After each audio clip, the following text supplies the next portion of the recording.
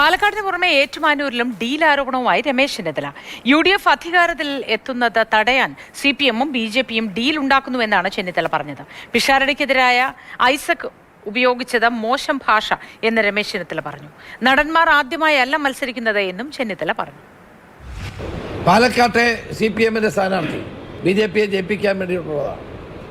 ഏറ്റുമാനൂരിലെ NDA-യുടെ സ്ഥാനാർത്ഥി. ഇപ്പോൾ കോൺഗ്രസ് മുക്ത ഭാരതം ആഗ്രഹിക്കുന്ന CPM വന്നാലും പ്രശ്നമില്ല എന്ന നിലപാട് സ്വീകരിക്കുകയാണ്. 4-5 സീറ്റ് കിട്ടിയാൽ മതി എന്നാണ് അവരുടെ ലക്ഷ്യം. ഈ 2020 കൊടുത്ത സീറ്റുകൾ ആലോചിച്ചാൽ മതി.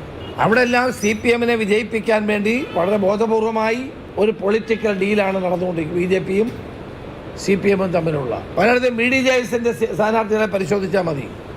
അവിടെയെല്ലാം CPM-നെ വിജയിപ്പിക്കാൻ ഈ അന്തർധാര ഫലപ്രദമാക്കാനാണ് ഇവർ ശ്രമിക്കുന്നത്. പക്ഷെ അതൊന്നും വിജയിക്കാൻ പോകുന്നില്ല.